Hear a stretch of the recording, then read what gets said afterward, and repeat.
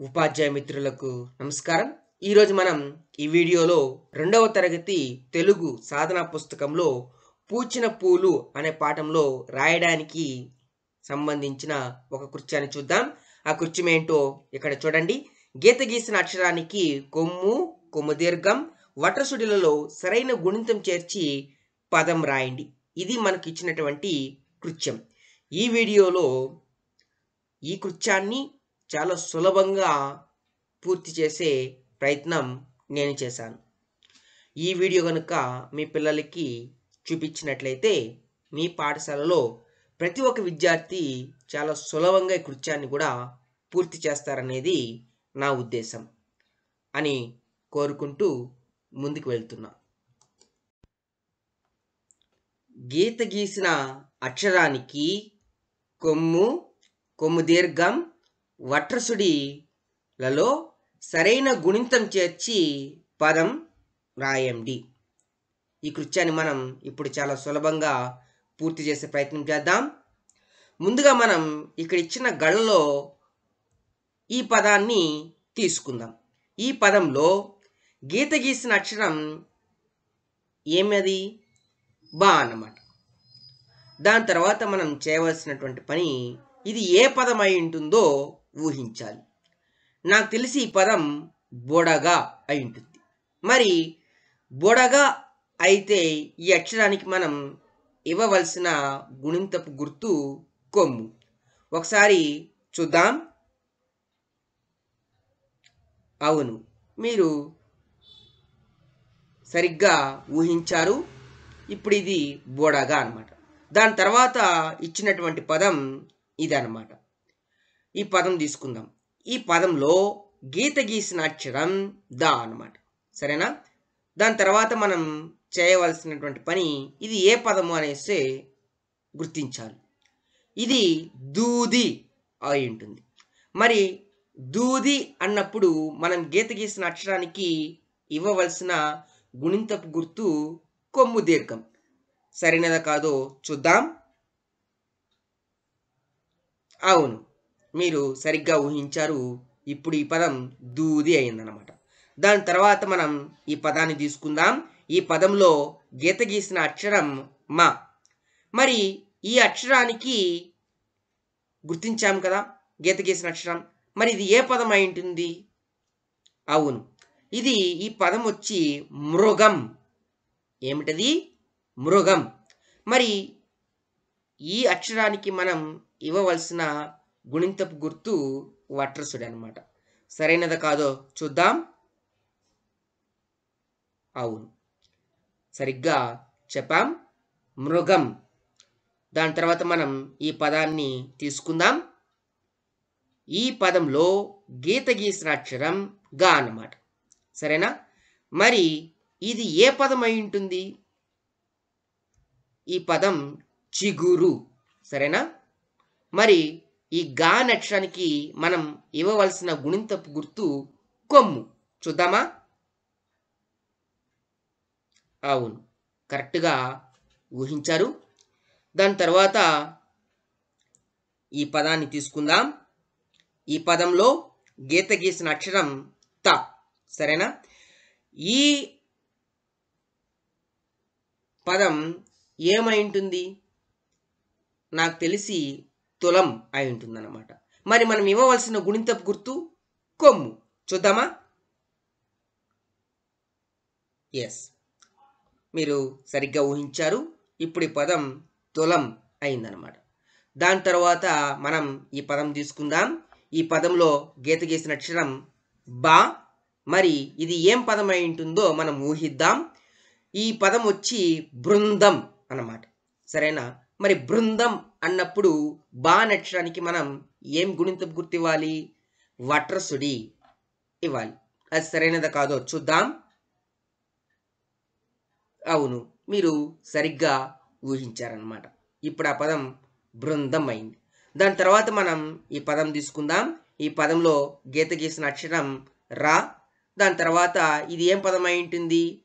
నాకు తెలిసి ఈ పదం రూపాయి అయి ఉంటుందన్నమాట. మరి అలాంటప్పుడు ఏం గుణింతపు గుర్తు ఇవ్వాల్సి ఉంటుంది? కొమ్ము దీర్ఘం. చూద్దామా? అవును, సరిగ్గా ఊహించారు. ఇప్పుడు ఈ పదం రూపాయి అయింది. దాని తర్వాత మనం ఈ పదాన్ని తీసుకుందాం. ఈ పదంలో గీత గీసిన అక్షరం స. దాని తర్వాత ఇది ఏం పదం అంటే సురభి. దాని తర్వాత మనం ఇవ్వాల్సినటువంటి గుణింతపు గుర్తు కొమ్ము. సరైనదా కాదో చూద్దాం. అవును, ఇది సరైనదే. ఇప్పుడు సురభి అయింది. దాని తర్వాత మనం ఈ పదాన్ని తీసుకుందాం. ఈ పదంలో గీత గీసిన అక్షరం క అన్నమాట. మరి ఇది ఏం పదం? ఆకృతి. ఏం పదం ఇది? ఆకృతి. సరేనా? మరి దీనికి ఇవ్వాల్సినటువంటి గుణింతపు గుర్తు వట్రసుడి అన్నమాట. చూద్దామా? అవును, సరిగ్గా చెప్పారు. ఇప్పుడు ఇది ఆకృతి అయింది. దాని తర్వాత మనం ఈ పదాన్ని తీసుకుందాం. ఈ పదంలో గీత గీసిన అక్షరం నా అన్నమాట. మరి ఇది ఏం పదం? నాకు తెలిసి ఈ పదం నూలు అయి ఉంటుంది. మరి ఎటువంటి గుణింతపు గుర్తు ఇవ్వాలి? కొమ్ము దీర్ఘం ఇవ్వాలి. చూద్దాం. ఎస్, సరిగ్గా చెప్పాం. నూలు అయింది. దాని తర్వాత మనం ఇక్కడ ఇచ్చినటువంటి గళ్ళలో ఈ పదాన్ని తీసుకుందాం. ఈ పదం వచ్చి ఈ పదంలో గీత గీసిన అక్షరం త. ఇది ఏం పదం అయి ఉంటుందో మీరు ఎవరైనా ఊహించగలరా? నాకు తెలిసి ఈ పదం తూనీగా అయి ఉంటుందన్నమాట. మరి అలాంటప్పుడు ఎటువంటి గుణింతపు గుర్తిస్తాం? కొమ్ము దీర్ఘం ఇస్తాం. చూద్దాం ఇప్పుడు. అవును, మీరు సరిగ్గా ఊహించారు. ఇప్పుడు అది తూనీగా అయింది. దాని తర్వాత మనం గళ్ళలో ఈ పదాన్ని తీసుకుందాం. ఈ పదంలో గీత గీసిన అక్షరం ప అన్నమాట. మరి ఇది ఏం పదం అయి ఉంటుంది? తలుపు. సరేనా? మరి ఇప్పుడు మనం ఇవ్వాల్సినటువంటి గుణింతపు గుర్తు కొమ్ము. చూద్దామా?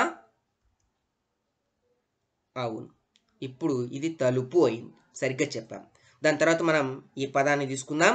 ఈ పదంలో గీత గీసిన అక్షరం ప. మరి ఇది ఏం పదం? పూడిక. మరి ఎటువంటి గుణింతపు గుర్తు ఇవ్వాలి?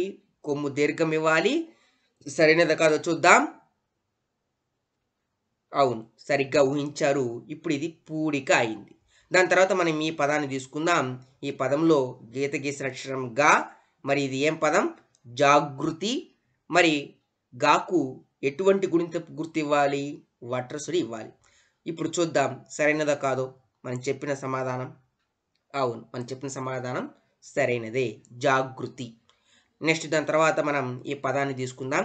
ఈ పదంలో గీత గీసిన అక్షరం బ. మరి ఇది ఏం పదం అయి ఉంటుంది? బోరా. సరేనా? మనం ఎటువంటి గుణింతపు గుర్తు ఇవ్వాలో చూడండి. కొమ్ము దీర్ఘం ఇవ్వాలి. బోరా. దాని తర్వాత ఈ పదాన్ని తీసుకుందాం. ఈ పదంలో గీత గీసిన అక్షరం ద.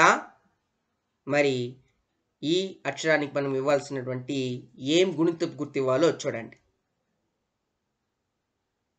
కొమ్ము ఇవ్వాలి. అప్పుడు ఏం పదం అవుతుంది? దొరద అవుతుంది.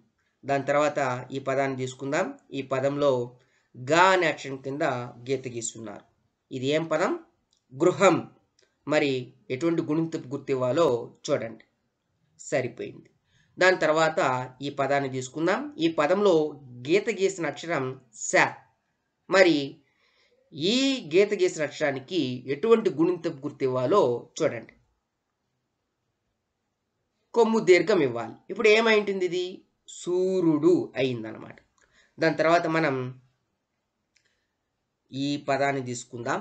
ఈ పదంలో గీత గీసిన అక్షరం మ. మరి ఈ అక్షరానికి ఎటువంటి గుణింతపు గుర్తు ఇవ్వాలో చూడండి. అవును, ఈ గుణింతపు గుర్తుని ఇవ్వాలి. అంటే కొమ్ము ఇవ్వాలన్నమాట. ఇప్పుడు ఏం పదం అయింది? ఇది మొనగ అయింది. దాని తర్వాత మనం ఈ పదం తీసుకుందాం. ఈ పదంలో గీత గీసిన అక్షరానికి మనము ఏదో ఒక గుణింతపు గుర్తు ఇవ్వాల్సి ఉంటుంది. అదేమిటో చూడండి. వట్రసుడి ఇవ్వాలి. అప్పుడు ఏం పదం తయారైంది? కృప అయింది. ఈ విధంగా మనం ఈ కృత్యాన్ని చాలా సులభంగా పూర్తి చేసే ప్రయత్నం చేశాం. ఈ విధంగా మీ పిల్లలకి రాయడం అనే సామర్థ్యంలో పదాలను ఇలా నేర్పించినట్లయితే ఏ తరగతి పిల్లలు అయినా, మన పాఠశాల వెనుకబడి పిల్లలు అయినా చాలా సులభంగా రాయగలరనేది నా ఉద్దేశం. నాకు తెలిసి ఈ వీడియో మీ అందరికీ నచ్చుతుందని ఆశిస్తూ వీడియో వీక్షించినందుకు ధన్యవాదాలు.